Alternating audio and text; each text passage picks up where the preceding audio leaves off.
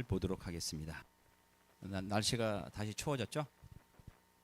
지구 온난화라 그러는데 거꾸로 더 추워지고 있고, 제가 어렸을 때 초등학교 때 기억을 생각해 보면 제 생일 때 분명히 옷 하나만 입고 돌아다녔는데 지금 제가 옷 한 3개를 입었어요. 기후도 그렇고 국제 정세도 그렇고 여러 가지가 우리의 예상과는 전혀 다른 방향으로 가고 있습니다. 하나님의 말씀을 정확하게 이해하고 세대를 잘 분별했으면 좋겠습니다. 마태복음 10장은 잘 복습하셨습니까? 네? 네. 자, 1절을 보겠습니다. 예수께서 12 제자에게 명하시기를 마치시고, 10장은 이제 제자들을 파송하면서 하신 설교 말씀이잖아요. 이제 그 설교를 다 마친 다음에 이에 저희 여러 동네에서 가르치시며 전도하시려고 거기를 떠나가시니라. 주로 예수님이 이제 사역하시던 곳이 가버나움이었고, 이제 가버나움뿐만 아니라 다른 여러 마을에서도 이제 가르치시며 전도하기를 위해서 떠났다.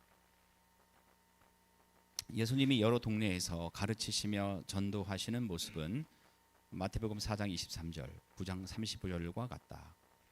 그러나 예수님이 여러 질병을 고쳐주셨다는 내용은 빠져 있다. 그러니까 4장 23절과 9장 35절에서는 가르치시고 전도하시고 병을 고쳐주셨다, 이런 내용이 나오는데 지금 11장 1절에서는 병을 고쳤다는 내용이 빠졌다는 얘기예요. 가르침과 그러니까 요한이 감옥에 갇혔는데 감옥에서 예수님이 하신 일을 들었어요. 듣고 나서 제자들을 보냈죠. 세례 요한은 예수님이 갈릴리 지역에서 사역을 하시기 바로 전에 감옥에 갇혔다. 그죠? 갈릴리 북쪽에 있는 가브나움에서 사역을 하기 직전에 감옥에 갇혔고, 그 헤롯 안티파스는 이제 그 당시 관할했던 하나의 분봉 왕이었죠. 요한을 사해 동쪽에 위치한 마케루스 산성에 가두었다. 요한은 이곳에서 1년 정도 감옥 생활을 하다가 처형되었다. 그는 감옥에서 예수님이 하신 일에 관해 들었다. 예수님이 어떤 일을 했습니까? 그렇죠. 병자를 고치고, 그 다음에 천국 복음을 가르치고 전도하고, 그죠? 또 더 나아가서 세리와 죄인들과 같이 식사하고, 주로 이런 일을 했다는 거죠. 요한은 예수님이 정말 자신이 예비한 길을 오신 메시아인지 알고 싶었다. 그러나 직접 물어볼 수 있는 상황이 아니기 때문에 제자들을 보냈다. 그러니까 세례 요한이 생각했던 메시아의 상과는 예수님의 모습을 볼 때 약간 다르다고 느낀 거예요. 그래서 제자들을 통해서 당신이 진짜 메시아 맞습니까? 이렇게 물어보기 위해서 제자들을 보냈다는 거죠. 그래서 이제 세례 요한의 제자가 예수님을 찾아가서 물어보죠. 3절 시작.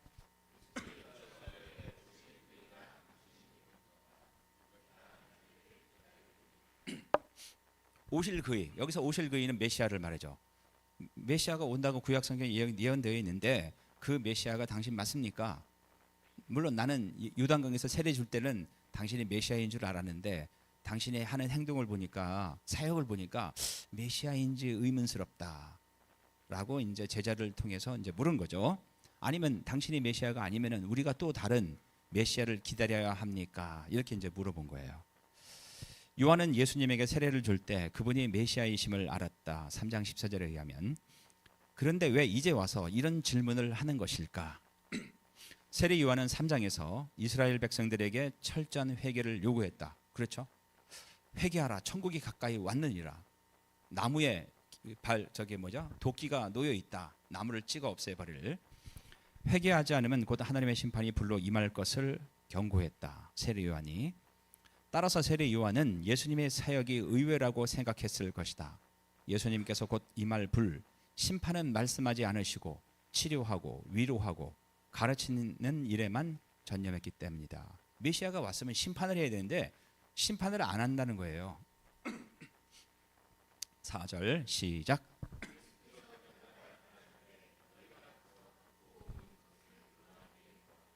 그러니까 예수님이 이제 뭐라고 말씀하시냐면은 너희가 가서, 그러니까 세례 요한의 제자들이 세례 요한한테 가서 보고 들은, 그러니까 듣고 본 것을, 내가 설교한 것, 천국 복음을 전한 것, 그 다음에 내가 병을 고친 것, 죽은 사람을 살린 것, 이런 것들을 요한에게 전달해라. 5절 시작.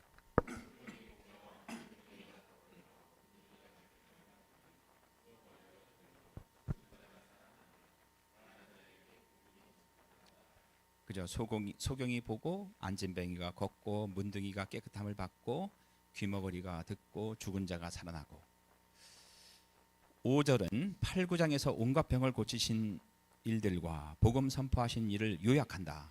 이사야는 이러한 기적들이 아까 말한 저기 안진뱅이가 일어나고 그죠? 귀머거리가 듣고 소경이 눈을 뜨고 이런 것들은 메시아가 오시면 일어날 것이라고 예언했다. 예수님은 이러한 사역을 계속한다는 것을 강조하기 위해 현재형 동사를 사용하셨다.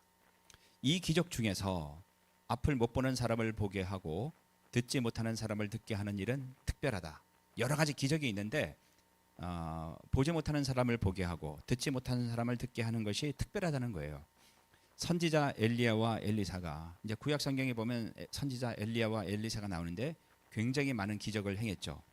죽은 사람을 살리는 기적을 행하기는 했지만 그 어느 선지자도 앞 못 보는 사람을 보게 하거나 듣지 못하는 사람을 듣게 하지는 못했기 때문이다. 구약시대 사람들은 이러한 일들이 너무 어렵기 때문에 오직 메시아만이 하실 수 있는 일이라 생각했다. 소경이 눈을 뜨고 귀머거리가 듣는 것은 이거는 아무나 하는 것이 아니라 선지자가 하는 것이 아니라 메시아만이 하는 것이라고 생각했다는 거죠. 바로 예수님이 이런 일을 행하셨다. 예수님이 바로 오실 그의 메시아인 것이다. 또한 이사야 선지자는 메시아가 이 같은 일을 하실 때 심판도 반드시 임할 것이라고 했다. 이사야서를 보면은. 그러나 아직 예수님은 죄인들과 세상의 심판을 내리지 않으셨다. 결국 세례 요한이 제자들을 보내 질문을 하게 된 이유는 바로 심판의 지연 때문이다. 다른 건 다 인정하는데 왜 심판을 하지 않습니까? 이게 이제 세례 요한이 제자들을 예수님에게 보내서 질문한 이유라는 거죠. 6절 시작.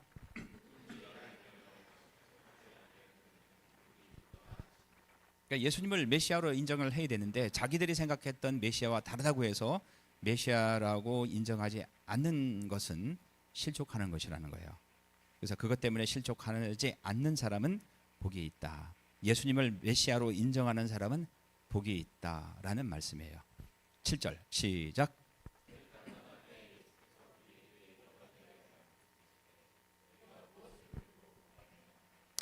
여기서 저희는 누굴까요? 퀴즈. 여기서 저희가 떠나가게 저희가 누굴까요? 네? 네, 제자들이죠. 누구의 제자들? 세례 요한의 제자들. 네. 그래서 세례 요한의 제자들이 떠났을 때 예수님이 무리에게 세례 요한에 대하여 말씀을 하신 거예요. 그래서 저도 이제 성경을 대충 읽을 때는 이게 무슨 소리인지 몰랐어요. 이게 광야에 나갔더냐 바람에 흔들리는 갈대냐 이게 뭐지? 그랬거든요. 그래서 문맥을 통해서 잘 읽어보면은 그 의미를 알 수가 있어요. 그러니까 우리의 신앙이 설교를 쭉 듣고 뭐 제일 마지막에 목사님이 여러분 이거 실천하세요 1, 2, 3 하면은 그것만 기억했다가 살아가는 것은 그거는 영적으로 성장하는 데 한계가 있어요.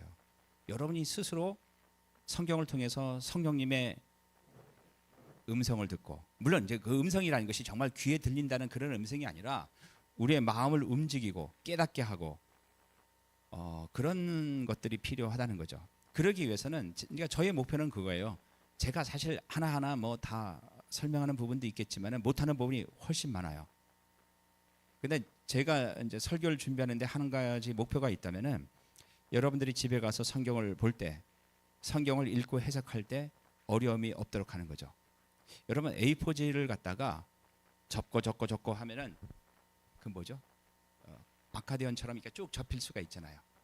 피면은 이렇게 펼쳐지고, 이게 이제 종이가 이렇게 됐을 때 성경이라는 것은 그 끝에 있는 것들이에요.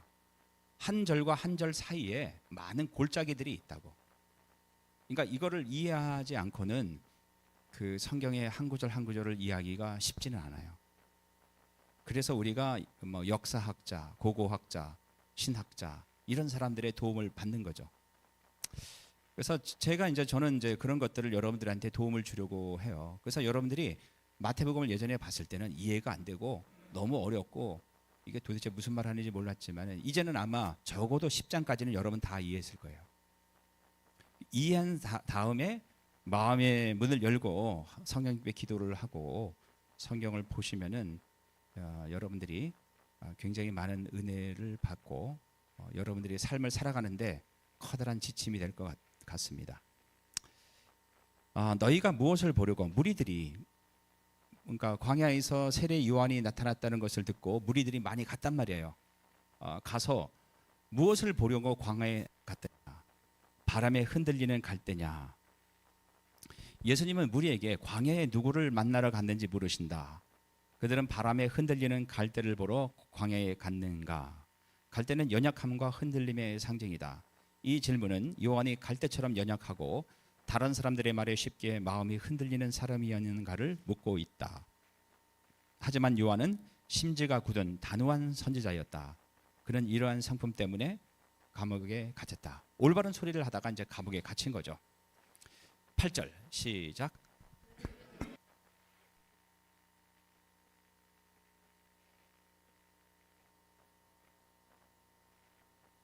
9절 시작.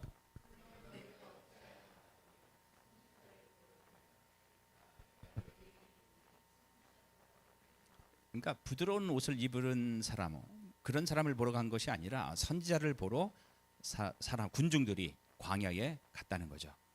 세례 요한은 이스라엘 역사에서 400여 년의 침묵을 깨고 나온 선지자로 유명했다. 그러니까 말라기 선지자를 끝으로 구약은 끝나고 그 중간기가 400년이 있었어요. 그 다음에 이제 400년 동안 하나님의 계시가 없었단 말이야. 그러다가 드디어 이제 침묵을 깨고 나타난 마지막 구약 시대의 선지자가 바로 세례 요한이었다는 거죠. 그래서 수많은 사람들이 세례 요한의 메시지를 듣기 위해서 광야로 나간 거예요. 요한이 사역하는 동안 사람들은 선지자를 보기 위해 광야를 찾았다. 그런데 예수님은 요한이 선지자보다 더 나은 자라고 하신다. 이 요한은 특별한 사람인데 보통 선지자보다 한 단계 위에 있는 사람이다. 이런 말을 했다는 거죠. 구약의 선지자 전통에 따라 선지자로 온 세례 요한이 어떻게 해서 구약의 수많은 선지자들보다 더 위대한 사람인가? 그가 메시아의 길을 준비하기 위해 왔기 때문이다. 다른 것이 뭐 그 사람이 특별한 능력이 있거나 그런 게 아니라 단지 진짜 메시아의 길을 준비하기 위해 왔기 때문에 세례 요한이 다른 선지자보다 더 높다고 얘기한 거라는 거죠. 다른 선지자들은 메시아에 대해 예언만 했을 뿐 그의 길을 예비하는 사역을 위해 이 땅에 오지는 않았다. 예언만 했단 말이에요. 반면에 요한은 구체적으로 메시아가 걸으실 길을 예비하기 위해 왔다. 10절 시작.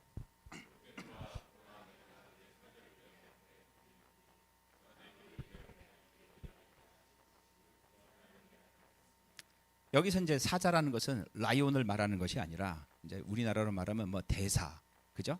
뭐 이런 사람이죠. 내가 오기 전에 나의 에이전트를 먼저 보내겠다. 저가 너의 길을 내 앞에 예배하리라 하신 것이 이 사람에 대한 말씀이니라. 말라기 3장 1절을 보겠습니다. 시작. 만군의 여호와가 이르노라 보라 내가 내 사자를 보내리니 그가 내 앞에서 길을 예비할 것이요 또 너희의 구한 바 주가 호련히 그 전에 임하리니 곧 너희의 사모하는 바 언약의 사자가 임할 것이라. 그러니까 내 앞에 내 사자를 보낼 것이다. 이제 그렇게 되면은 주가 예수님이 갑자기 이 땅에 올 것이다. 뭐 그런 얘기예요. 11절 시작.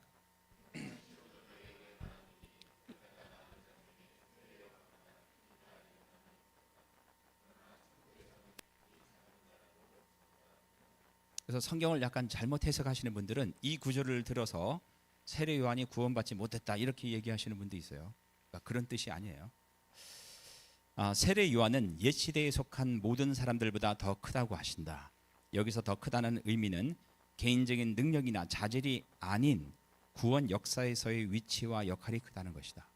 뭐 세례 요한이 뭐 더 똑똑하거나 뭐 능력을 더 행하거나 그런 것이 아니라 구원 역사 과정에서 굉장히 중요한 위치, 메시아가 오기 직전에 와갖고 메시아의 길을 예비했다는 것이 너무너무 중요하다는 얘기예요. 세례 요한은 옛 시대의 정점에서 옛 시대, 그러니까 구약 시대의 제일 마지막에서 옛 시대를 마감하고 메시아 시대를 예비하는 전환기 인물로 구원 역사에서 그의 위치적 중요성은 옛 시대의 누구와도 비교될 수 없다. 그래서 구글에서 이렇게 뭐 사진을 좀 찾다 보니까 굉장히 좋은 사진이 하나 있더라고요. 집에 가서 한번 잘 읽어보세요. 하나님의 천지를 만드시고 파트리아크, 이게 뭔가 저도 사전을 찾아보니까 이게 족장이더라고.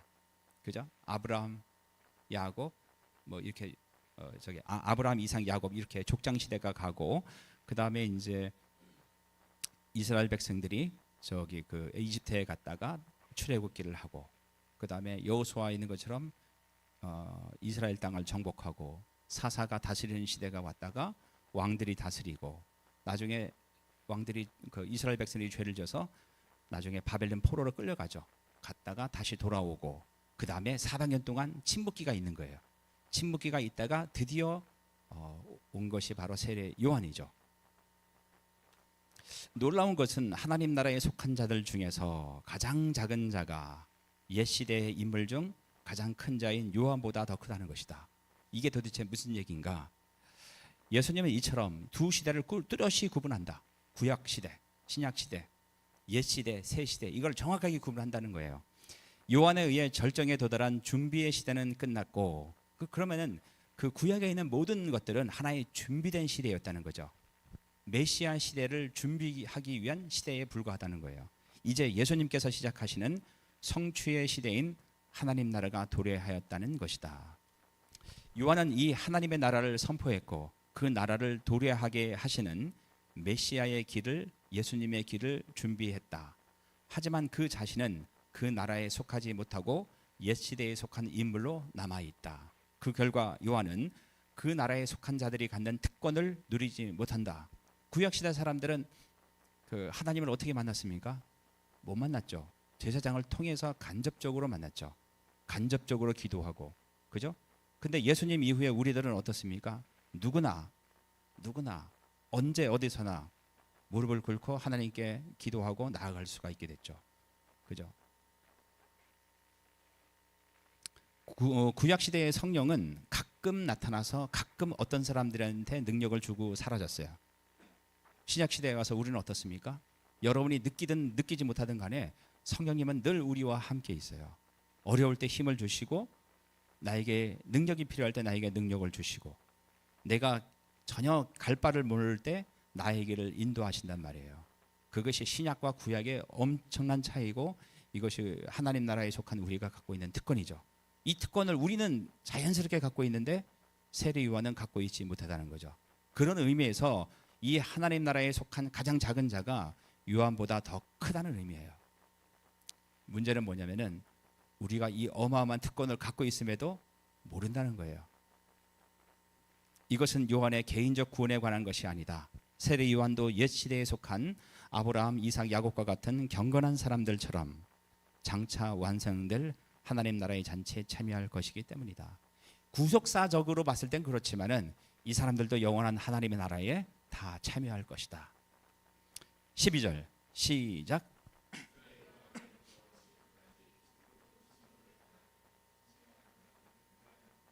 이 구절이 마태복음에서 제일 어려운 구절 중에 하나야.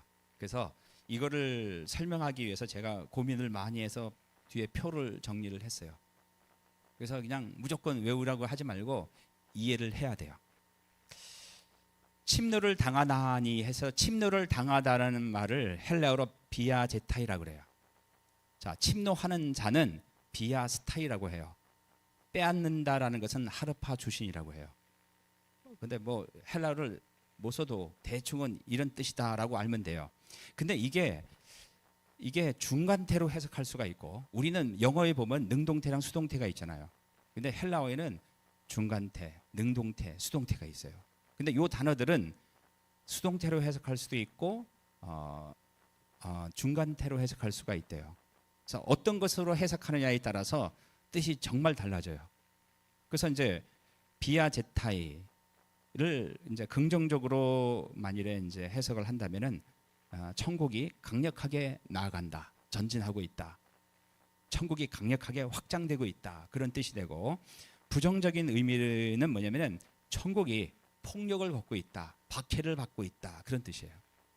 근데 양쪽으로 해석해도 대충 맞는 말이에요. 왜? 하나님 나라가 나가고 있으니까. 또 한쪽에 보니까 하나님 나라가 계속 이렇게 공격을 당하고 있잖아요. 지금도 마찬가지고. 비아스타이는 강력한 자들은 이렇게 긍정적으로 해석할 수 있고, 폭력적인 자들, 폭력을 기독교를 박해하는 자들로 해석할 수도 있어요. 하르파주시는 비아스타이와 하르파주시는 같은 한 세트라고 보시면 돼요. 그래서 강력한 자들은 천국을 획득하고 폭력적인 자들은 천국을 약탈한다, 이렇게 해석할 수 있는 거죠. 그래서 이거를 비아스타이 요거를 긍정적으로 해석할 수도 있고, 부정적으로, 긍정적, 부정적, 이렇게 네 가지로 해석할 수가 있어요. 그런데 요 하르파주신이 뭐냐면은 침노하는 자가 빼앗는다. 이 빼앗는다라는 말이 일반적으로 신약 성경에 보면은 한 가지인가를 빼놓고는 다 부정적으로 쓰였대요. 그래서 이 하르파주신이라는 것은 부정적으로 해석하는 경우가 훨씬 더 많기 때문에, 그래서 학자들은 첫 번째와 네 번째는 해석을 잘 안 하고 두 번째와 세 번째로 해석을 하는데, 많은 학자들은 요 두 번째 빨간색으로 진하게 한 거, 요거를 가장 많이 해석을 한다고 보면 돼요. 그래서 여러분들이 나중에 뭐 마태복음 주석서나 뭐 이렇게 보면은 어떤 목사님은 1번으로 해석하는 사람이 있고, 어떤 목사님은 4번으로 해석하는 사람이 있고, 여러 가지예요. 근데 제가 이렇게 쭉 조사를 해보니까 두 번째가 가장 많은 지지를 받고 있다. 그래서 여러분 두 번째로 이제 받아들이면 돼요. 이제 그렇게 되면은 아까 그 말이 무슨 뜻이냐면은, 하늘나라는 폭력을 겪고 있다. 폭력적인 자들은 그것을 약탈한다. 그래서 제가 보니까 이 우리나라 그 개역 성경이 번역을 제대로 하는 것 같아요. 대충.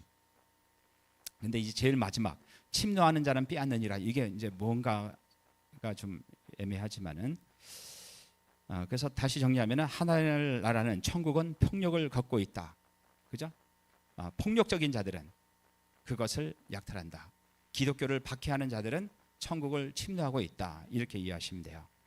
예수님은 이미 앞서서 하나님 나라의 작은 자들인 제자들이, 소자라고 하죠, 다양한 반대에 부딪히고, 복음을 전했을 때 굉장히 많은 반대에 부딪히잖아요. 공격을 당하고 박해에 직면하게 된다는 점을 지적했다. 5장, 7장, 10장에 걸쳐서. 하나님 나라는 세례 요한이 기대했던 것처럼 눈에 보이는 강력한 힘을 가지고 심판하는 방식으로 이 세상에 임하지 않는다. 그래서 그동안 제가 이제 신학교 시험 볼 때 문제가 뭐였냐면은, 논술 있잖아요. 영어 시험도 보고 여러 가지 보는데, 그 논술에 뭐가 나왔냐면은, 기독교가 AD 313년에 콘스탄티누스 황제에 의해서 공인이 되었다. 그것이 기독교 역사적으로 갖는 의미를 써라. 그게 이제 시험 문제야. 딱 하나. 저는 이제 그런 문제를 한 번도 생각해 본 적이 없죠. 근데 잠깐 생각을 했을 때 어떤 생각이 들었냐면은, 그때부터 기독교가 타락하지 않았는가, 이런 생각이 들었어요. 왜냐면 강력한 권력을 갖고 굉장히 많은 돈과 권력을 가지면서 교회가, 여러분 캐톨릭을 보면 그렇게 타락을 했잖아요. 그래서 제가 그렇게 썼는데, 감사하게도 그렇게 써갖고 들어갈 때 수석으로 들어갔어요. 그렇게 쓴 사람이 없었던 것 같아. 그게 이제 우리가 생각할 때는 대통령이 믿고, 우리가 기독교 국가가 되면은 뭐 하나님 나라가 전파가 되겠다, 이렇게 생각하지만은 전혀 그렇지 않아요. 지금 굉장히 자유로운 한국보다는 오히려 굉장히 박해를 겪고 있는 공산권이나 이슬람권의 신자들이, 제가 봤을 때는 성경에 훨씬 더 가까운 주님의 제자들일 가능성이 매우 높다는 거예요. 한국교회가 이렇게 부패된 원인 중에 하나는 돈과 힘을 갖고 있기 때문에 그래요. 그럼 왜 그렇게 됐는가? 성경에서는 하나님 나라가 세례 요한이 기대했던 것처럼 강력한 힘을 가지고 이 땅에 세워진다라고 말하고 있지 않은데, 그냥 세상적인 가치관으로 그렇게 받아들인 거예요. 다시 한번 얘기하지만은, 하나님의 나라는 세례 요한이 기대했던 것처럼 눈에 보이는 강력한 힘을 가지고 심판하는 방식으로 이 세상에 임하지 않는다. 물론 임할 때가 있겠죠. 마지막 날.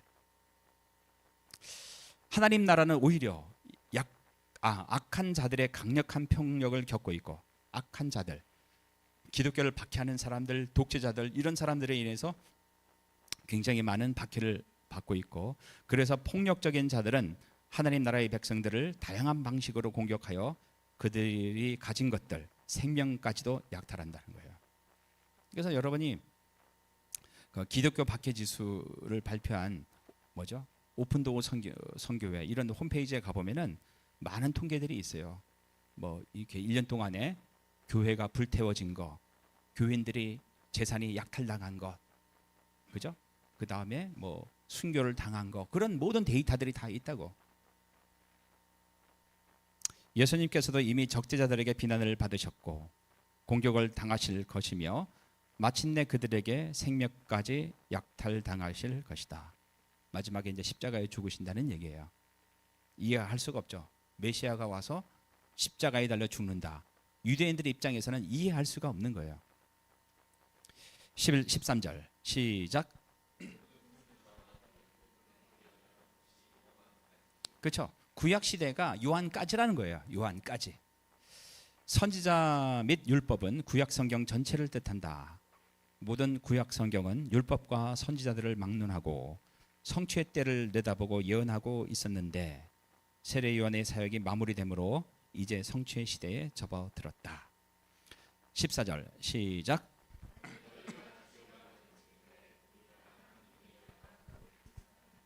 예, 마지막 그 말라기에 보면은 예수님이 하나님이 사자를 보낼 텐데 그 사자가 엘리야다라고 말했죠. 그 엘리야가 바로 이 요한이라는 얘기예요. 말라기 4장 5, 6절에 보면은 보라 여호와의 크고 두려운 날이 이르기 전에 내가 선지 엘리야를 너희에게 보내리니. 자, 크고 두려운 날, 종말이죠. 근데 이 종말은 예수님이 시작해서 예수님이 끝내요. 그죠? 그러니까 하나님 나라의 시작이 있고 하나님 나라의 완성이 있죠. 근데 구약 시대 때는 그거를 통틀어서 얘기했어요. 그러다 보니까 선지자들이 헷갈린 거죠. 메시아가 오면은 동시에 심판도 온다 이렇게 본 거예요. 사실 그 말이 맞긴 맞지만은 예수님이 오고 나중에 재림하면서 이제 오시게 되죠. 내가 선지 엘리야를 너희에게 보내리니 그가 아비의 마음을 자녀에게로 돌이키게 하고 자녀들의 마음을 그들의 아비에게로 돌이키게 하리라. 여기서 자녀는 이스라엘 백성들을 말하고 아비는 하나님을 말하죠. 멀어졌던 하나님과 이스라엘 백성들의 사이를 좁히기 위해서 이제 엘리야가 온 거죠. 그 좁히는 과정이 바로 회개예요. 돌이키지 아니하면 두렵건대 내가 와서 저주로 그 땅을 칠까 하노라 하시니라. 회개하지 않으면은 심판이 임할 것이라는 얘기죠. 종말에 앞서 엘리야가 올 것이라는 기대는 이 예언에 기초하여 말라기서에 기초하여 유대인들 사이에 널리 퍼져 있었다. 15절 시작. 귀 있는 자는 들을지어다 라는 명령은 제시된 내용이 받아들여지기 어려울 때, 지금 이미 유대인들 입장에서는 받아들이기 어려운 거예요. 왜냐하면 예수님이 심판이 지금 당장 임하는 것이 아니기 때문에. 그럼에도 불구하고 그 예수님이 바로 메시아라는 사실이죠. 주로 사용되는 어구로 긍정적인 반응을 보이라고 권면하는 성격을 띈다. 이제 그 다음에 이제 예수님이 어떤 비유를 들죠. 시작.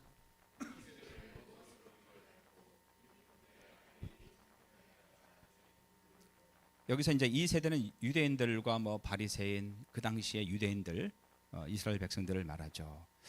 아이들이 장터에 앉아 제 동물을 불러. 옛날에는 이제 장터에 앉아서 놀았나 봐요. 놀 데가 없다 보니까. 17절 시작.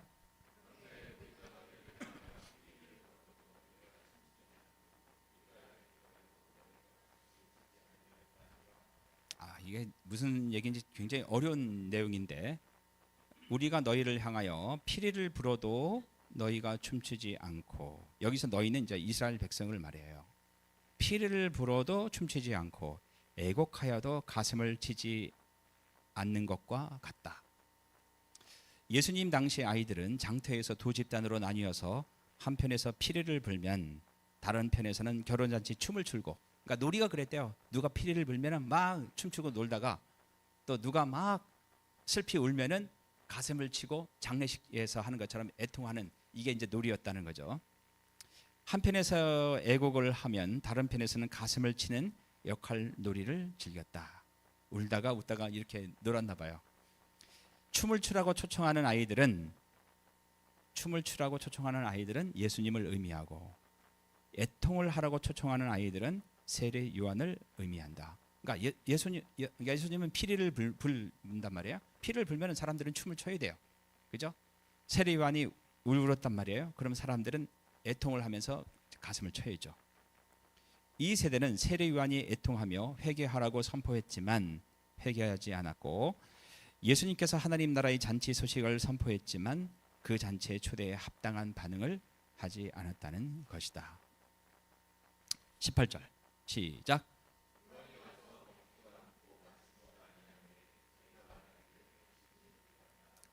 이제 먹지도 않고 마시지도 아니하며 금식했다는 얘기죠. 저희가 말하기를 귀신이 들렸다 하더니. 근데 이제 뭐 이 사람들이 뭐 특별한 목적을 가지고 이렇게 말할 수도 있고, 또 세례 요한의 모습이 그랬을 수도 있어요. 일단 광야에 있었고, 그다음에 먹지든 금식했으니까 광야에 무덤들이 있었단 말이에요. 근데 그 광야의 무덤 사이에 누가 살았냐면은 귀신 들린 자들이 살았단 말이에요. 그러니까 어쩌면 세례 요한의 모습이 비슷하니까 사람들이 이제 이렇게 말을 쓸 수도 있죠. 19절 시작.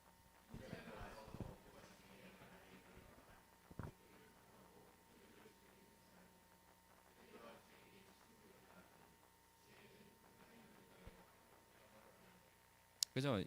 자, 세례 요한은 금식하니까 귀신 들렸다고 얘기하고, 예수님은 와서 막 먹으니까 식사하고 죄인들과 같이 있고 하다 보니까 먹기를 탐하고 포도주를 즐기고, 우리 말로 하면은 술주정뱅이란 얘기죠. 그리고 세리와 죄인들과 똑같은 사람이다. 자, 이런 식으로 폄하를 했죠. 거기에 대해서 지혜는 그 행한 일로 인하여 옳다함을 얻느니라. 여기서 지혜는 예수님을 의미하겠죠. 예수님은 그 사역을 통해서 본인이 메시아이심을 증명한다는 얘기예요. 당시 유대인들에게 어떤 사람과 음식을 함께 먹는 것은 그와 삶을 나누는 것을 의미했다. 따라서 누구와 음식을 함께 먹는가 하는 것이 그 사람의 사회적 지위와 소속 계층을 결정했다. 바리새인들은 종교적으로 정결한 사람들하고만 음식을 먹었다. 그러니까 자기 수준에 맞는 사람들과만 어울렸지 절대로 죄인들이나 불결한 사람들과는 식사를 안 했다는 얘기예요. 이러한 정서에서 예수님이 세리와 죄인들과 음식을 함께한 것은 그들이 보기에 사회적 질서를 위협하는 존재였다. 예수님은 그래도 보니까 딱 말씀을 또 잘하시고 랍비고 어쩌면 메시아일지도 모르는데 전혀 어울릴 수 없는 사람들과 같이 식사하니까 이건 사회 질서를 뒤엎는 위험한 사람으로 유대인들은 생각을 했다는 거죠. 지혜는 그 행한 일로 인하여 옳다함을 얻느니라. 지혜는 예수님을 그 행한 일은 하나님 나라 선포 사역을 말한다. 즉 비록 이 세대의 반응이 아무리 냉소적이고 적대적일지라도 예수님은 하나님의 일들을 하시며 사람들의 반응이 아니라 그분의 사역을 통해 자신이 메시아이심을 증명할 것이다. 우리도 마찬가지죠. 우리가 좋은 교회다 자랑하고 이야기하는 게 중요한 게 아니라 그냥 하나님께 받은 사명을 묵묵히 실천하는 것이 사실 더 중요해요. 다른 사람들의 평가가 중요한 게 아니라 하나님으로부터의 평가가 더 중요하죠. 20절 시작.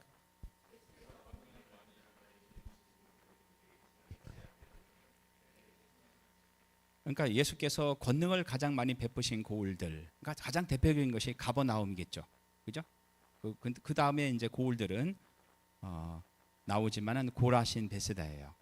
여기 이제 갈릴 바다가 있고 갈릴 바다 북쪽에 삼각형으로 딱 되어 있죠. 이 도시가 주로 예수님이 사역했던 도시들이죠. 본문에서 권능을 가장 많이 베푸신 고을들은 21절, 23절에서 언급될 고라신, 베세다, 가버나움을 말한다. 자, 지금 보면은 권능을 가장 많이 베푸신 고을들이 회개치 아니하므로, 여기서 권능은 뭡니까? 기적이겠죠. 병고침, 죽은 사람을 살리고 앉은 맹해를 일으키고 중풍병자를 낫게 하고 이런 어마어마한 기적을 베푼 것과 무엇이 관계가 있습니까? 회개와 관계가 있단 말이에요. 그럼 예수님이 왜 그런 기적을 했겠어요? 회개케 하기 위해서, 하나님 나라의 백성이 되기 위해서 회개를 해야 된단 말이에요. 돌이켜야 된다는 거죠. 21절 시작.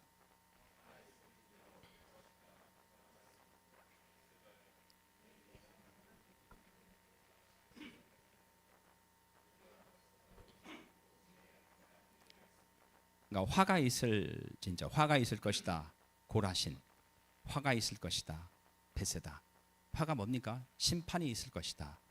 너희에게서 행한 모든 권능을, 그런 이적들을 만일에 두로와 시돈, 여기 이제 다메섹, 아수르 제국의 굉장히 중요한 도시들이에요. 우상 숭배가 극심했던 이런 데서 만일에 이런 권능을 했으면은 저희가 두로와 시돈이 벌써 베옷을 입고 제에 앉아 회개했을 것이다. 근데 너희들은 회개하지 않았다. 너희들은 우상 숭배를 했던 시돈과 두로보다 훨씬 더 못한 존재들이고 두로와 시돈의 심판보다 더 심한 심판을 받을 것이다. 라는 것이 이제 예수님의 말씀이에요.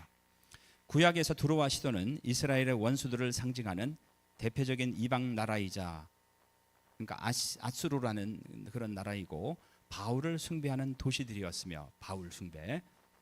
아합 왕의 아내, 열왕기 상하에 보면은 뭐 아합 왕이 나오죠.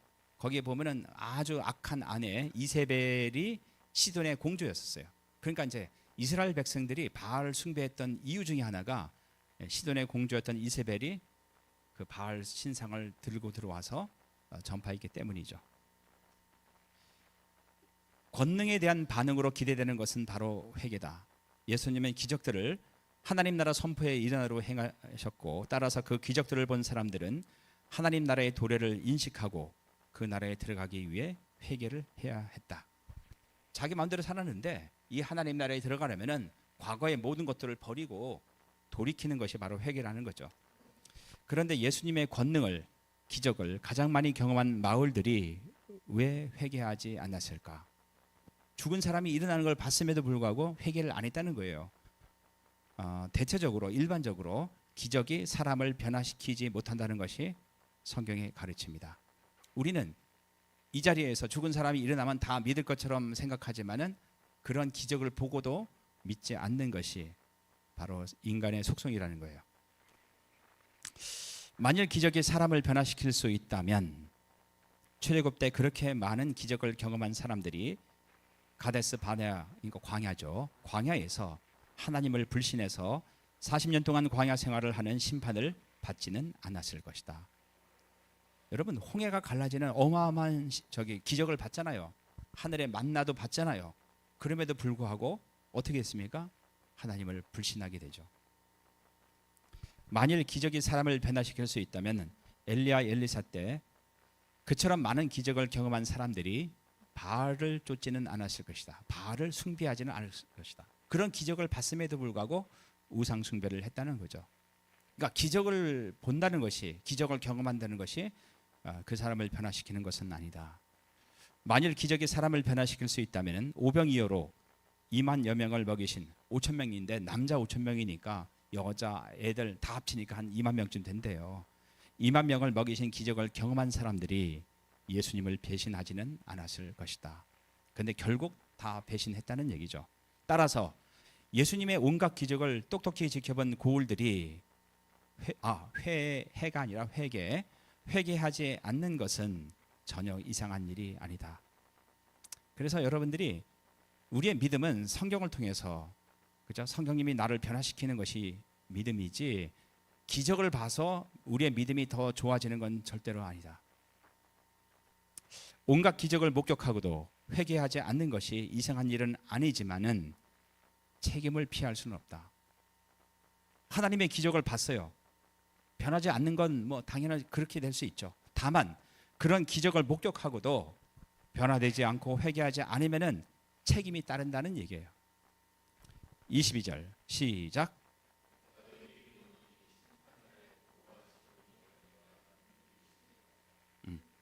그 뒤에 창문 잠깐 열어줄래? 예. 생각보다 너무 더워갖고.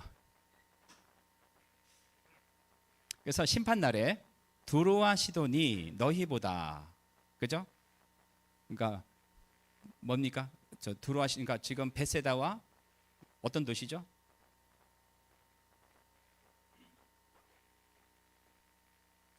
벳세다와 고라신. 지금 벳세다 고라신 얘기하는 거예요. 심판 날에 두로와 시돈이 벳세다와 고라신보다 견디기가 쉬울 것이다. 그런 얘기예요. 장차 온 세상에 임할 심판 날에 고라신과 베세다에 임할 심판은 두로와 시돈에게 임할 심판보다 더 심할 것이다. 우상 숭배한 사람들보다 하나님의 복음을 깨닫고 하나님의 은혜를 경험하고 하나님의 기적을 체험한 사람들이 그에 합당한 반응과 행동과 삶을 보이지 않는다면은 더 심한 심판이 있을 것이란 얘기예요. 누구한테 하는 얘기입니까? 1차적으로는 유대인이지만은 2차적으로는 우리한테 하는 얘기예요. 그 이유는 수많은 기적을 보고서도 반응을 보이지 않았기 때문이다. 23절 시작.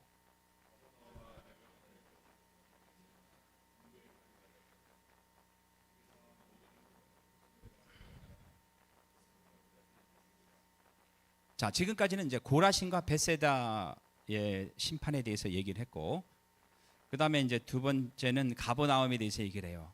그 고라신과 벳세다보다는 가버나움에서 훨씬 더 많은 이 사역을 예수님께서 행하셨죠. 수많은 기적들을 보였고, 근데 이제 여기도 똑같이 그런 심판을 받게 될 것이다. 근데 이 특이한 것은 내가 하늘에까지 높아지겠느냐, 그러니까 교만을 얘기를 하고 있어요. 가버나움은 지금까지 예수님의 사역 본고지였는데 이 도시마저 복음에 반응하지 않았다.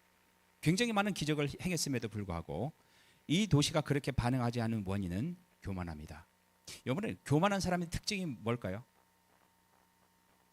그러니까 마음이 열려 있지 않죠. 자기가 최고니까 다른 사람이 아무리 좋은 얘기를 해도 심지어 메시아가 와서 복음을 전해도 안 듣죠. 왜? 자기가 최고니까. 자기의 판단이 제일 맞으니까. 그래서 여러분들이 이제 우리가 복음을 전할 때 전해서 교만해서 안 받아들이는 사람한테는 계속 전하고 그럴 필요가 없어요. 소돔은 구약에서 죄악으로 인하여 파멸당한 도시의 대명사로 자주 사용된다. 여러분 소돔과 고모라는 뭐 너무 많이 들었죠. 그런데 그런 소돔도 가버나움에서 행하여진 예수님의 기적들을 보았다면 회개하였을 것이다. 그러니까 이 가버나움에서 행한 기적들을 소돔에서 행했으면 그 사람들 벌써 회개했을 것인다. 근데 니네들은 회개하지 않는다. 그럼 마지막 심판 때 누가 더 심판을 받습니까? 소돔보다도 가버나움이 더 심판을 받는다는 얘기예요. 따라서 예수님의 사역을 보고 듣는 가장 큰 특권을 누린 가버나움이었기 때문에 더 큰 책임을 질 수밖에 없다. 예수님은 많은 것을 주신 자들에게는 많은 것을 요구하신다. 이 세상에 살면서 뭐 아무리 노력해도 죽어다 깨나도 부자가 안 되는 사람이 있고 뭐 놀면서 부자가 되는 사람도 있고 그렇죠? 다른 거 못하는데 돈 버는데 아주 도 같은 사람들도 있고 그래서 만일에 돈을 잘 벌었으면은 더 많은 것을 요구한다는 거예요. 그 돈에 대해서 심판을 한다는 거죠. 영적인 것도 마찬가지예요. 여러분 우리는 뭐 대부분 어렸을 때부터 교회 다녔잖아요. 그래서 주일학교 안 다니는 사람이 있습니까? 뭐 철학기도 안 가본 사람이 있습니까? 부흥회 안 가본 사람이 있습니까? 요즘에는 너무 세상이 좋아갖고 옛날엔 저는 이제 기독교 백화점에 가서 유명한 목사님 설교 테이프를 사서 들었어요. 뭐 예를 들어서 박영선 목사님 이런 분들은 제가 그 어디지? 남프교회 그 전에가 남서울교회라고 있었어요.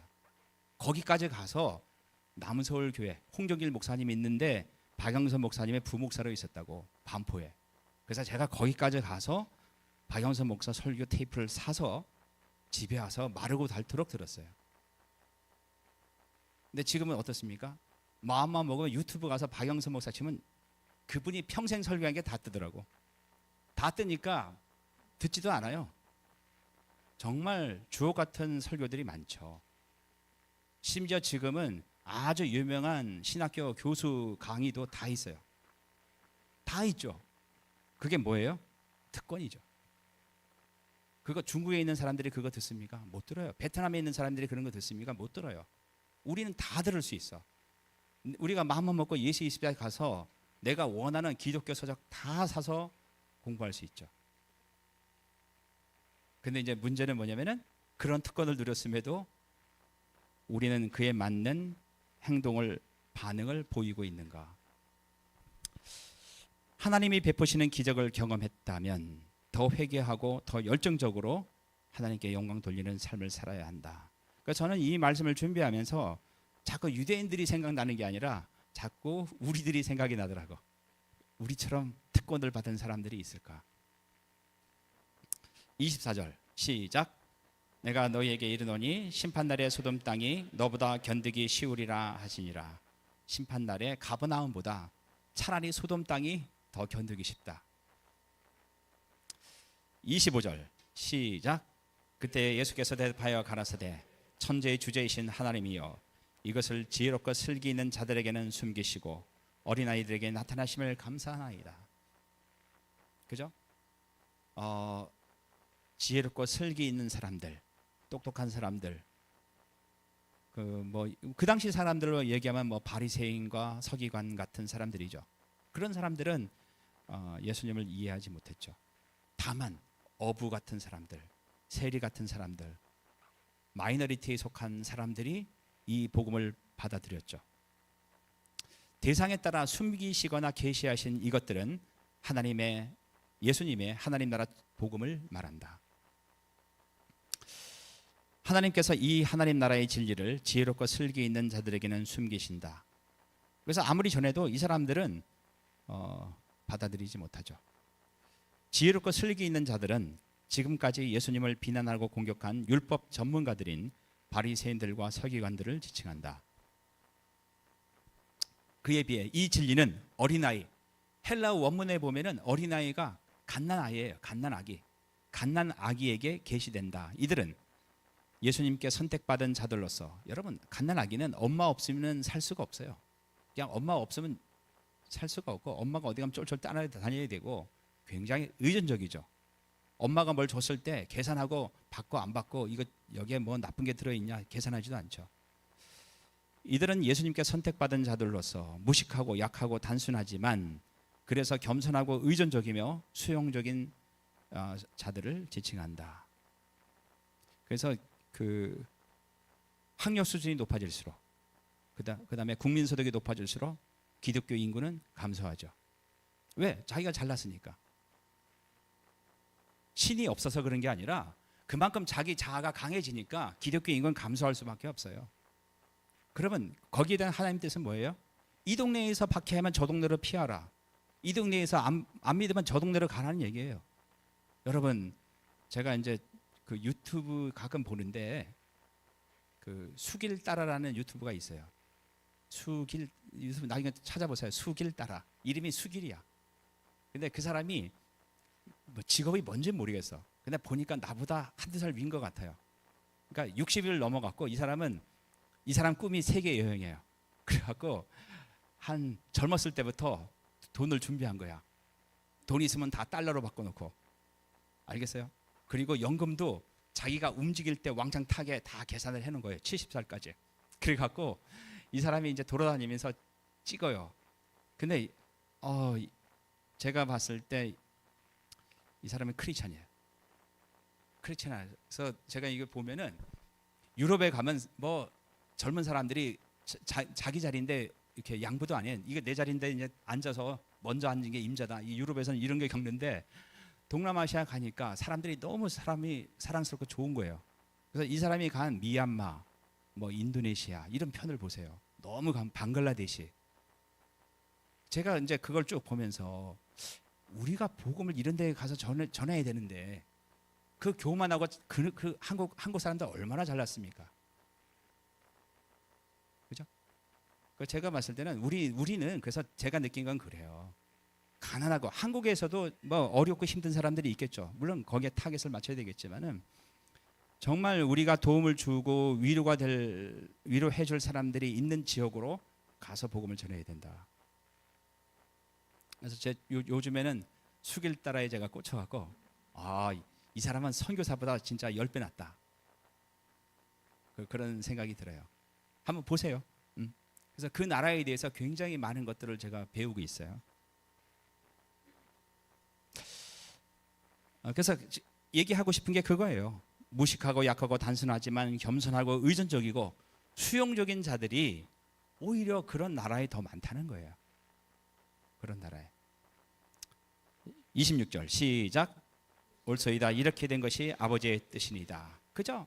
약한 자들이 복음을 받아들이고 똑똑한 사람들이 안 받아들이고 하나님 뜻이라는 거예요. 하나님 나라의 가치관과 가치 기준과 세상의 가치 기준이 정반대라는 사상은 마태복음에서 지속적으로 강조된다. 이처럼 충격적 역설적 진리는 하나님께서 적극적으로 의도하신 것이다. 우리 아까 그 찬양 중에 마지막에 했던 거지 뭐 하나 있었죠. 십자가의 그 가사가 이 내용과 굉장히 똑같은 가사가 있었어요. 27절 시작.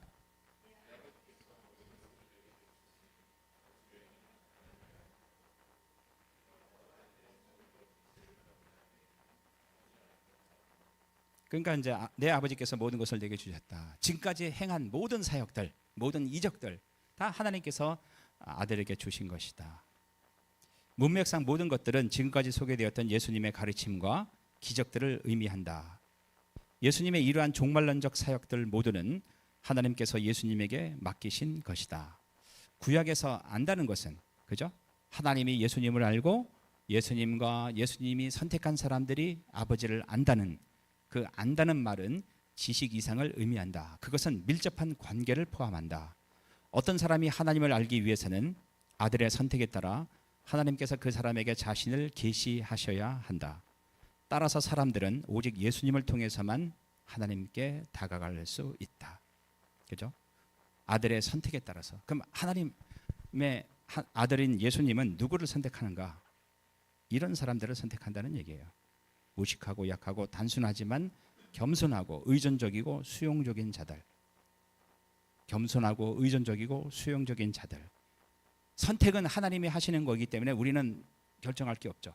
다만 우리가 할 수 있다면은 우리는 겸손하고 낮아져야 되고 하나님께 의존적이어야 되고 수용적이 되어야 된다.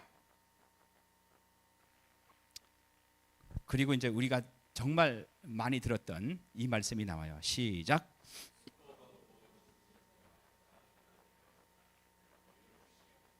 자, 수고하고 무거운 짐진 자들아. 우리는 1차적으로 회사 다니기 힘들고 뭐 아파트 대출 받아서 그 갚기 힘들고 이거 얘기하지만은 일단 1차적으로 이 본문에 의하면은 수고하고 무거운 짐진 자들이 누구냐 이거죠. 무거운 짐이 도대체 뭐냐? 여기서 수고와 무거운 짐은 무엇인가? 바리새인들과 서기관들에 의해 부과되어 유대인들에게 무거운 짐이 된 율법에 대한 율법주의적 규례들이다. 율법의 수많은 조문들, 그것으로 인해서 파생된 여러 가지 규칙들, 그거 지키느라고 뭐 안식일에는 몇 걸음 못 가고 뭣도 못하고 이 모든 것들, 이것이 이제 무거운 짐이라는 거죠. 실제로 미시나가 뭐냐면 밑에 나오죠. 유대교의 구전 율법을 체계적으로 정리한 최초의 문서고 탈무드의 기초가 되는 중요한 경전이다. 이 성경은 아니죠. 근데 그 성경으로부터 이제 모티브를 받아갖고 이제 여러 가지 규칙을 정한 거예요. 실제로 미시나는 안식일 등에 관한 규례들이 마치 머리카락 하나에 매달린 산과 같다고 한다. 자, 머리카락 하나가 있는데 거기에 커다란 산이 매달려 있어요. 율법은 한 가지인데 그 한 가지를 지키기 위해서 인간이 여러 가지 규칙을 만드는 거예요. 뭐 하지 말라. 유대인들은 그걸 지키고 사는 게 굉장히 무거운 짐인 거죠. 성경의 가르침은 몇 안 되는데 반해서 그에 관한 규례들은 너무도 많기 때문이다. 그럼 도대체 성경은 딱 하나, 구절은 하나인데 왜 이렇게 수많은 규칙들이 생겼는가? 율법의 원래의 의도, 하나님께서 율법을 주신 의미, 그 다음에 율법의 본 정신을 몰랐기 때문에 그렇다는 거예요. 뭐 여러 가지 나오죠. 십계명이 있단 말이에요. 십계명을 가지고 뭐 예를 들어서 한 100가지, 200가지를 만들었어. 그럼 십계명의 원래의 의도는 뭡니까? 한마디로 얘기하면 하나님을 사랑하고 이웃을 사랑하는 거예요. 근데 이 정신을 잊어버리고 그거를 그냥 문자 그대로 지키기 위해서 여러 가지 규칙을 만든 거예요. 아름다운 허브교회 예배 시간이 10시 반인데 1분 늦으면 10,000원. 이런 규칙들을 만든 거예요. 성수 주일인데 주일날 빠지면 10만 원. 만든 거예요. 여러분 가끔 주일날 어디 가면서 빠지게 될 때가 있잖아요. 혹시 죄책감 안 듭니까? 아니면 죄책감은 안 들더라도 좀 약간 미안하다는 생각이 안 들어요? 그러면 그게 짐이 되고 있다는 얘기예요. 뭐 하나님이 여기만 계십니까? 다른 데 가서 예배 드릴 수도 있고, 그리고 경우에 따라서 유튜브를 통해서 예배 드릴 수 있고, 적어도 여러분들은 있잖아요. 다른 사람들은 몰라도 여러분들은 가끔은 있잖아요. 우리 얼마 전에 그 차상민 선교사 가족이 강릉에 놀러 갔지. 예. 강릉에 놀러 갔는데 너무 잘했다 그랬어요. 왜냐면 선교사가 너무나 스트레스 받고 한국에 와서 쉬지도 못하고 직장 다니고 밤늦게, 차상민 선교사가 가끔 얘기하다 보면은 밤 11시인데 이거 회사에 있대요. 너 지금 뭐 하고 있냐? 아침에 저는 7시쯤에 출근하는데 전화 걸으니까 회사에 나가 있대. 막 일이 많으니까 쉬어야 되는데. 여러분 그 주일날 와서 쉰다고 하지만은 가끔은 가족들 데리고 쉬러 여행 갈 수 있는 거예요. 그래서 제가 부탁하고 싶은 거는 이제 그렇게 갈 때 죄책감을 갖지 마라. 그리고 여기 앉아 있는 사람들도 주일날 빠졌네. 그런 생각 갖지 마세요. 우리가 뭐 저기 순창병원에서 근무하는 간호사라면은, 그죠? 내가 빠지면 다른 사람이 채워주고, 또 다른 사람 빠질 때 내가 그 일을 할 수 있는 거 아니에요. 그렇게 생각하면 돼요. 누군가 지키면 된다고. 근데 다 같이, 야 오늘 날씨 좋은데 다 같이 놀러 가자. 그럼 다 같이 가면 될 거 아니에요. 예수님이 원하시는 건 그런 거지, 율법주의자처럼 이렇게 하나하나 세워서 그 뭐 주일 성순이 뭐니 다 하나의 무거운 짐이란 얘기예요. 이처럼 산과 같은 안식일 규례들은 안식일의 원래 의도를 벗어나 사람들에게 쉼을 제공하는 것이 아니라 오히려 무거운 짐으로 작용했다. 예수님께서는 수고하고 무거운 짐진 자들을 초청하신다. 지혜롭고 슬기 있는 바리새인들은, 일단은 1차적으로는 유대교의 율법에 얽매인 율법과 규례들의 무거운 짐을 진 사람들을 말하지만은, 이건 지금의 교회를 다니는 사람들한테도 마찬가지예요. 여러분, 예수님이 원하시는 것은, 하나님이 원하시는 건 뭡니까? 하나님을 사랑하고 이웃을 내 몸과 같이 사랑하는 거예요. 교회 와서 여러 가지 프로그램이 필요가 없어요. 있어도 되고 없어도 돼요. 중요한 것은 여기 있는 사람들이 서로 한 가족처럼 사랑하는 거예요. 사랑하기 위해서 놀러 갈 수도 있고, 밥을 맛있게 먹을 수도 있고, 여러 가지가 있는 거예요. 근데 괜히 여러 가지 모임이나 규칙을 만들어서 그것이 짐이 되고 서로를 평가하고, 우리는 참석하는데 너 왜 참석 안 해? 이런 식으로 되면 그거 똑같은 무거운 짐이 된다는 얘기예요. 지혜롭고 슬기 있는 바리새인들은 사람들에게 너무 많은 규칙들과 규정들을 부과해서 신앙의 수고처럼 되어버렸고, 우리는 있잖아요. 지금 제가 늘 얘기를 했지만은, 제가 이제 목표는 내년에 천안으로 이사를 오는 거예요. 이사를 온다고 해서 새벽기도 할 거 아니고 수요 예배 할 거 아니에요. 여러분, 그런 거 자꾸 만든다고 교회가 좋은 교회가 되는 게 아니라, 다만 제가 올라오면은 여러분들을 개인적으로 자주 만나고 싶어요. 사람 대 사람으로 만나야지 무슨 모임으로 만나고, 그건 한계가 있다고. 그래서 여러분들 뭐 우리 교회는 뭐가 없다 그런 거 아쉬워하지 마시고요. 찬양이 금요 찬양하고 싶으면 모여서 찬양하면 될 거 아니에요. 번개 모임처럼 카톡방에 올려서 우리 금요일 날 우리 모여서 기도합시다. 저 지금 이런 기도 제목이 있는데, 그러면 그냥 모이면 되는 거예요. 그리고 거기에 몇 명이 모이는가 중요하지 않고, 너는 왜 안 나왔냐 이런 식으로 평가하는 거는 예수님의 말씀과 이제 멀어지는 거죠. 율법에 헌신한 삶은 운변해야 될 짐이 되어 버렸다. 교회에서 하는 모든 사역이나 모임이나 이 모든 것들은 여러분들의 짐이 되는 것이 아니라 오히려 힘이 돼야 돼요. 저는 이제 오늘도 제가 이제 우리 경준이한테 물어봤죠. 요즘에 마태복음 설교가 어떠냐. 내용은 좋은데 좀 길대요. 예. 그래서 많이 참고를 하려고 노력을 해요. 근데 이게 짐이 되면 안 되겠죠. 그러나 예수님께서는 어린아이들, 즉 진리를 보는 눈이 열려있는 진정한 제자들에게 자신에게 와서 이런 수고로부터 휴식을 발견하라고 초청하신다. 바리새인과 같은 율법주의를 버리고 주님의 제자가 되려는 권면인 것이다. 자, 우리는 율법주의가 아니에요. 더 이상 뭐 주일 성수 뭐 이런 거 다 하는 게 아니고, 제가 그런 거 얘기 안 해도 여러분 잘 오잖아요. 그죠? 잘 예배 참석하고 같이 예배드리고 같이 식사하고 같이 교제하고 잘 하잖아요. 그리고 정말 가족끼리 단합대회를 하고 싶으면 가도 돼요. 그리고 다만 사진 좀 올리라고. 그럼 주일날 놀러 가서 사진 올렸다고 얘는 지금 우리 예배드리는데 얘는 놀러 가서 사진 올리네. 우리 교인 중에 그런 사람은 없어요. 와, 정말 참 안식을 쉬고 있구나. 다음에 우리랑 같이 가자. 적어도 우리 교인들의 수준은 거기까지 올라가야죠. 여러분, 우리 교회가 뭐 좋은 게 뭐 건물이 좋습니까? 뭐가 좋습니까? 적어도 그런 신앙적인 높은 수준을 유지하는 게 저는 우리 교회의 강점이라고 봐요. 그래서 주일날 어디 빼먹고 어디 가는 거 전혀 나쁘게 생각 안 하니까 올리시기 바랍니다. 예수님만이 율법의 짐으로부터 자유케 하며 참된 쉼을 줄 수 있다. 진리를 알지니 진리가 너희를 자유케 하리라. 하나님의 말씀을 알면은, 복음을 알면은 자유할 수가 있어요.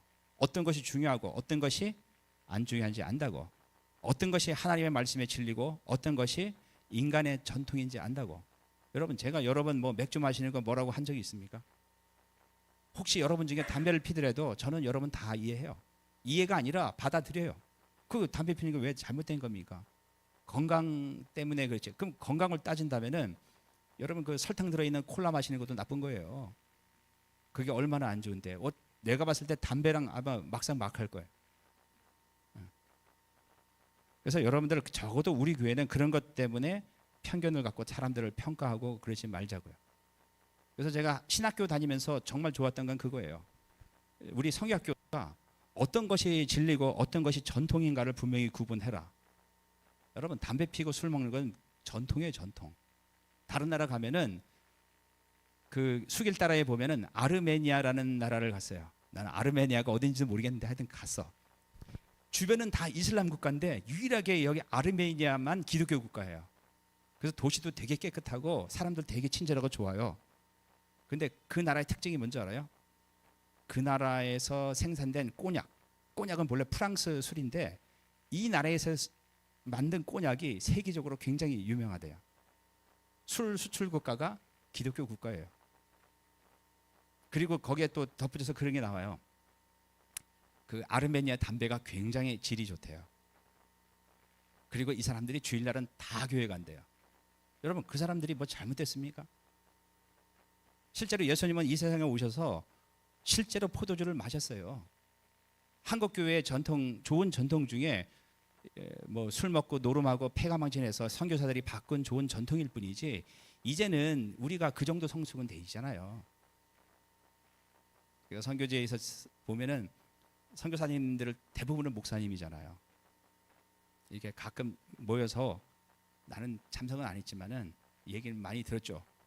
맥주도 하시고 뭐 다 해요. 그걸 공개적으로 발표를 못할 뿐이지. 이제는 이제 지금이 도대체 몇 년입니까? 2025년이잖아요. 여러분, 1900년도 살 때 2025년도가 되면은 하늘나는 택시가 나온다고 막 그랬었어요. 지금 그런 시대를 살고 있다고. 29절 시작.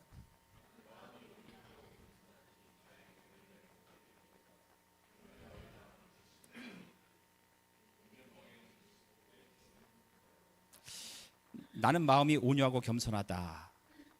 그죠? 뭐 그 얘기는 좀 쉽게 얘기해서 수고하고 짐진 자들의 마음을 충분히 이해한다. 이렇게 이해하시면 되고요. 나의 멍에를 메고 내게 배우라.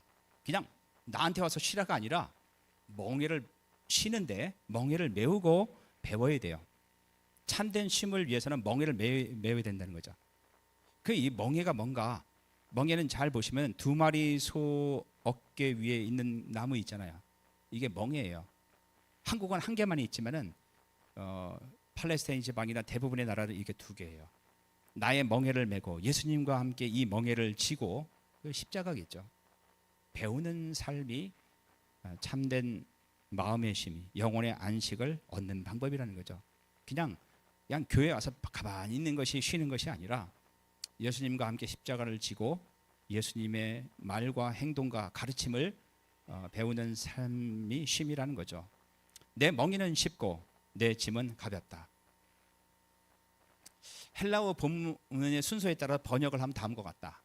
내게로 오라, 나의 멍에를 메라, 그리고 내게 배우라. 이거예요. 나한테 와서 나의 멍에를 메고, 쉰다고 해서 아무것도 없는 게 아니라 예수님이 주신 사명과 예수님이 주신 말씀을 지키는 거죠. 무거운 짐이 모세의 율법을 의미한다면 그와 대조되는 예수님의 멍에와 짐은 산상설교와 같은 예수님의 가르침과 그것을 실천하는 삶을 말한다. 그러니까 예수님한테 와서 쉰다는 것이 머리를 비우고 아무 생각 없이 가만히 있는 게 아니라 예수님의 가르침과 그것을 실천하는 삶을 말한다는 거예요. 산상설교를 실천하고 예수님을 따르는 일이 쉽고 가벼운 일인가? 가볍습니까? 어렵죠. 그것은 결코 쉽지 않고 가볍지도 않다. 하지만 우리와 함께 계시는 그리스도 안에서 그의 멍에는 쉽고 불가능하지만은 예수님 안에서 예수님과 함께 있다면은 그의 멍에는 쉽고 그의 짐은 가볍다. 산상수훈과 예수님의 가르침을 실천하는 것은 예수 그리스도 안에서 가능할 뿐 아니라 쉽고 가볍다. 우리가 그냥 도덕적으로 나 혼자 막 애쓴다면 불가능하죠. 하지만 주님 안에 있다면, 주님의 능력을 받는다면 가능하다는 얘기예요. 왜냐하면 우리가 감당할 수 있는 힘과 능력을 주실 뿐 아니라, 첫 번째, 우리가 주님 안에 있을 때 예수님이 그것을 감당할 수 있는 힘을 주시고, 두 번째, 우리의 성향 자체를 바꾼단 말이에요. 어려운 사람을 돕고, 그렇죠? 의를 위해서 핍박을 받는 것을 감사하고, 그렇죠? 그런 것들을 성향 자체가 바꾸기 때문에 그거 그렇게 어렵지 않다는 거죠. 여러분, 선교가 어려우면요, 선교사들 다 철수해야죠. 근데 선교사들은 우리가 봤을 때는 어렵지만 그들은 다 행복한 사람들이에요. 저도 경험을 해봤지만은. 왜? 하나님의 성향을 바꿨기 때문에 그래요. 이제 그리스도인들은 율법의 조문과 규례들에 얽매이지 않고 그리스도 안에서 율법이 의도했던 율법의 본 정신인 하나님을 사랑하고 이웃을 사랑하고 섬기는 것을 자원함과 기쁨으로 행할 수 있게 됐다. 율법의 모든 것들은 한마디로 하나님을 사랑하고 이웃을 사랑하는 거예요.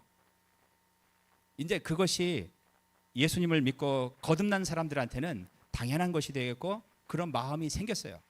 불쌍한 사람 보면 도와주고 싶고 내 시간을 쪼개서 다른 사람에게 할애를 하고, 그럴 때 우리 마음에, 우리의 영혼에 참된 쉼이 찾아온다. 가만히 쉴 때, 무아지경에 빠졌을 때 쉼이 오는 것이 아니라, 그럴 때 참된 영혼의 안식은 육체적으로 쉴 때가 아니라 주님 안에서 즐거운 마음으로 주님의 가르침을 배우고 실천할 때 찾아온다. 그래서 아까 얘기했지만은 설교가 좀 길죠. 힘들죠. 하지만은 이 말씀을 잘 배우고 그리고 집에 가서 묵상하고 그 중에 한 가지라도 실천할 때 참된 안식이 찾아온다고. 이거는 이제 메시지 성경이라고 있어요. 메시지 성경이 좀 쉽게 쓴 성경인데 그거를 그대로 옮긴 거예요. 너희가 피곤하고 지쳤느냐, 종교 생활에 탈진했느냐.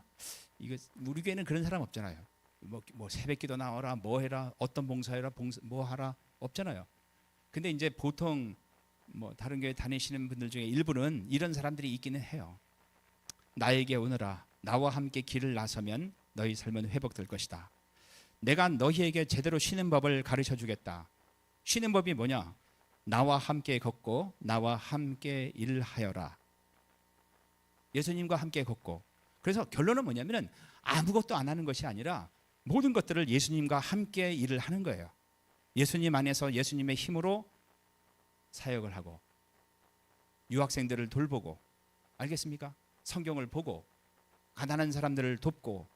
그거 내 혼자 힘으로 하면 힘들다는 거예요. 내가 어떻게 하는지 잘 보아라. 자연스러운 은혜의 리듬을 배워라. 나는 너희에게 무겁거나 맞지 않는 짐을 지우지 않는다. 나와 함께 있으면 자유롭고 가볍게 사는 법을 배울 것이다. 교회의 목적은 여러분들이 주님 안에서 자유롭고 행복하고 무거운 짐을 지지 않고 참된 쉼을 주님 안에서 얻도록 하는 것을 도와주는 거예요. 교회가 여러분들한테 무거운 짐을 준다면은 그것은 좋은 교회가 아니죠. 오히려 힘을 줘야죠. 그 교훈은 조금 더 심화된 교훈인데 세 가지를 한번 정리를 해봤어요. 더 큰 특권에는 더 큰 책임이 따른다. 갈릴리 도시들, 특히 가버나움은 예수님의 사역을 가장 많이 보고 들을 수 있는 특권을 누렸다. 그 도시의 어떤 이들은 뜨거운 반응을 보이기도 했지만 대부분의 사람들은 반응을 보이지 않았다. 더 큰 특권을 누리면서도 하나님께 올바로 반응하지 않는다면 더 큰 심판에 직면할 것이다. 우리는 교회만 잘 다니면은 심판을 면해서 천국에 간다고 착각하지만은 그렇지가 않습니다. 이런 메시지를 더 많이 들을수록 우리는 예수님께 반응을 보여야 돼요. 어디서? 삶의 현장에서. 하지만 중요한 것은 좋은 메시지를 자주 접하는 것이 아니다. 그보다는 그 메시지에 대한 참된 반응이다. 설교를 잘 준비해서 전달하는 것은 제가 할 일이에요. 내가 사실 약국에 있으면서 진짜 이거 날 잡으면 아침부터 저녁까지면 다 끝날 걸 시간을 쪼개서 이렇게 하거든요. 그렇게 이렇게 제가 할 일은 좋은 설교를 하는 거예요. 제가 말을 잘한다는 게 아니라 성경의 원뜻을 잘 깨달아서 잘 정리해서 여러분들한테 던져주는 거죠. 근데 이제 그게 그 설교를 듣고 아멘하고 은혜를 받는 것이 중요한 게 아니라 중요한 것은 그 설교에 대한 참된 반응이라는 거죠. 하나님 나라에 속한 우리는 세례 요한보다 더 큰 자이다. 우리는 구약의 선지자들보다 더 큰 은혜와 특권을 누리고 있다. 특히 한국에 사는 기독교인들은 세계 어느 나라의 사람들보다 신앙의 자유를 누리는 축복을 받고 있다. 하지만 더 많이 받은 우리에게는 더 큰 책임이 있다. 그 책임의 결과는 상급이거나 심판이다. 저는 우리 교회 교인들은 정말 많은 것을 받았다고 생각을 해요. 이제는 우리가 받은 특권들을 어떻게 복음이 필요한 사람들에게, 어려운 사람들에게, 가난한 사람들에게 나눠줄 것인가를 고민을 해야 된다는 얘기예요. 두 번째, 계시의 기준. 하나님은 당신의 구원의 진리를 사람들의 능력이나 학식 수준에 정비례하여 베푸시지 않는다. 공부를 많이 했다고 해서 복음을 잘 받아들인다는 것은 아니라는 거죠. 오히려 하나님은 그러한 기준을 완전히 무시하시고 하나님께 대한 태도, 갓난 아이들과 같은 겸손하고 수용적인 태도를 유일한 기준으로 삼는다. 하나님의 입장에서는 선택이고 우리의 입장에서는 오픈된 마음과 겸손함은 이것이 중요하다는 거죠. 이처럼 구원의 진리는 지식과 논리로 스스로 깨달을 수 있는 것이 아니다. 그것은 오로지 하나님께 의존적인 모습으로 빈손 들고 나아갈 때 하나님의 은혜로 얻을 수 있는 것이다. 그래서 예수님과 함께 짐을 지고 예수님과 함께 걸어가고 같이 사역하고, 그죠? 하나님께, 예수님께 의존적인 모습으로 나아가는 방법 중에 하나가 기도라는 거예요. 그래서 기도가 중요한 거죠. 우리의 뜻을 성취하기 위한 것이 아니라 하나님 안에서 우리의 모든 비즈니스나 가정이나 모든 것들을 주님 안에서 주님의 능력으로 행하기 위한 하나의 방법이 기도라는 거예요. 마지막으로 멍에와 짐 그리고 안식. 제자도의 본질은 바리새인들처럼 도덕적 종교적 의미를 수행하는 것이 아니다. 제자들한 거 하루에 성경을 몇 장 읽어야 되고 기도를 몇 시간 해야 되고 이런 것이 아니라는 거죠. 제자들은 예수님께 빈손 들고 나아가서 자신의 모든 짐을 내려놓고 나의 모든 문제를 다 주님께 아뢰고, 저 이 문제 이렇습니다. 제 생각에는 이렇게 했으면 좋겠는데 주님이 원하시는 대로 인도하시기를 바랍니다. 짐을 내려놓고 그분의 다스림을 받으며 그분의 뜻에 순종함을 배워가는 것이다. 우리가 예수님께 이처럼 나아갈 때 예수님은 우리에게 그 뜻을 행할 수 있는 능력과 변화를 은혜로 베푸신다. 그거를 감당할 수 있는 능력도 주시고 아예 성향 자체를 바꿔서 내가 주님이 원하시는 그 일을 즐겁게 행할 수 있도록 나를 바꾸신다는 얘기예요. 따라서 제자는 그분의 짐과 멍에를 부담으로 여기지 않고 감사함과 즐거워함으로 주님의 통치를 받으며 주님과 함께 걸어가며 주님과 함께 사역할 때, 중요한 것이 주님과 함께 사역할 때 가만히 쉬는 것이 아니라 주님과 함께 걸어가며 주님과 함께 사역할 때 그 안에서 참된 쉼을 얻게 될 것이다. 한 가지 마지막이네 진짜. 더 큰 특권을 받은 우리에게 더 큰 책임이 따른다. 그래서 여러분 큰 교회 다니는 사람은 더 큰 특권을 받고 작은 교회는 아니, 그게 아닙니다. 제가 봤을 때 여러분들은 충분히 큰 특권을 받고 있어요. 이제는 이 받은 특권을 어떻게 다른 사람들과 나눌 것인가. 저는 진짜 나중에 박용승 집사님이 그 수길따라처럼 유튜브가 돼갖고 막 여행 좋아하잖아요. 충분한 자질이 있어요. 뭐 혼자 유튜브 보니까 별거 아니더라고. 뭐 혼자 가면서 자기가 하고 싶은 말 다 하는 게 유튜브야. 근데 야, 선교사들보다 훨씬 낫다 이런 생각 많이 들어요. 사람들이 이 사람과 헤어질 때 다 울고 그래요.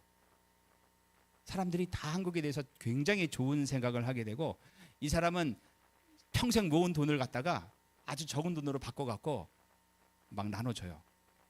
불쌍한 사람들한테 나눠주기도 하고, 뭐지? 영양갱 이만큼 사다가 만나는 사람한테 다 줘. 약과 이만큼 사다가 굉장히 제가 봤을 때는 야, 저렇게 사는 게 선교적인 삶이다. 저는 그렇게 생각을 해요. 그러니까 그게 하나의 방법이라는 거죠. 기도하면서 찾으면은 하나님이 여러분들에게 길을 열어줄 것 같아요. 우리 한 사람 한 사람이 다 그렇게 좀 살았으면 좋겠어요. 하나님 나라의 비밀은 세상 지식과 비례하지 않고 겸손하고 의존적이고 헌신적이며 수용적인 어리와 같은 자에게 은혜로 주어진다. 참된 쉼은 그리스도 안에서 경험한다. 즉 그분과 함께 걷고 사역할 때 얻을 수 있다. 잠 많이 잔다고 해결되는 문제가 아니고, 물론 잠도 많이 자고 가끔 뭐 좋은 장소에 가서 여행하는 것도 좋죠. 더 중요한 것은 주님과 함께 사역할 때. 네 번째가 정말 제가 하고 싶었던 얘기예요. 교회가 신자들에게 짐을 제공해서는 안 된다. 신자들이 주님과 함께 걷고 사역하고 따라가는 것을 도와주어야 하며, 신자들끼리 주님 안에서 참된 교제와 사랑을 나눌 수 있도록 격려해야 된다. 그래서 주일 예배 외에는 저는 특별한 모임을 만들고 싶지는 않아요. 다만 여러분들이 자원해서 일시적으로 기도 모임을 할 수도 있고, 찬양 모임을 할 수도 있고, 밖에 나가서 봉사를 할 수도 있고, 어디 놀러를 갈 수도 있겠죠. 그래서 제가 한국어 교육할 때 선생님들 교육을 많이 하거든요. 요즘도 하는데, 한국어 교사의 굉장히 중요한 첫 번째 자질이 창의성이라고 얘기를 해요. 학생들의 반응을 보고 창의적으로, 제가 가르치는 대로 똑같이 하지 말고 창의적으로 하라고 얘기를 해요. 교인들도 마찬가지예요. 여러분, 창의력이 돼야죠. 제가 아무런 프로그램을 안 만든다고 해서 야, 편하다, 그거 좋은 신자가 아니죠. 시간 많고, 그건 뭐냐면은 여러분들한테 그만큼 많은 기회를 제공했다는 얘기예요. 여러분, 주일날 꼭 여기서 예배 안 드려도 돼요. 우리 팀은 넷째 주가 아님에도 딴 데 가서 한번 예배 드리고 싶습니다. 우리끼리 가세란 말이에요. 제가 정말 원하는 거예요. 여러분이 만일에 안면도에 펜션 하나 빌려서 거기서 예배 드린다면은 지금보다는 훨씬 더 깊은 얘기를 나눌 수 있고, 훨씬 더 깊은 교제를, 기도를 할 수 있다고. 그게 아마 예수님께서 가르치시는 원리가 아닌가 생각이 됩니다. 예, 기도하겠습니다. 수고하고 무거운 짐진 자들아 다 내게로 오라. 내가 너희를 쉬게 하리라. 나의 짐은 가볍고 쉽다고 말씀하신 주님, 우리가 주님 안에서 참된 쉼을 얻기를 원합니다. 주님과 함께 걸어가며 주님 안에서 주님이 주신 힘을 얻고 주님이 변화시키는 성품을 가지고 산상수훈의 수많은 교훈들을 어렵게 느끼는 것이 아니라 즐거움으로 감당할 수 있는 저희가 되기를 원합니다. 주님께서 늘 함께 하시고 우리 한 사람 한 사람을 인도하시는 그 모든 것들을 경험하는 우리 아름다운 허브교회가 될 수 있도록 도와주시고, 부족한 저희들을 통해서 복음이 필요한 수많은 사람들에게, 하나님의 사랑이 필요한 많은 사람들에게, 하나님의 위로가 필요한 수많은 어려운 사람들에게 저희가 찾아가서 친구가 되어줄 수 있도록 도와주시옵소서. 예수님의 이름으로 기도했습니다. 아멘.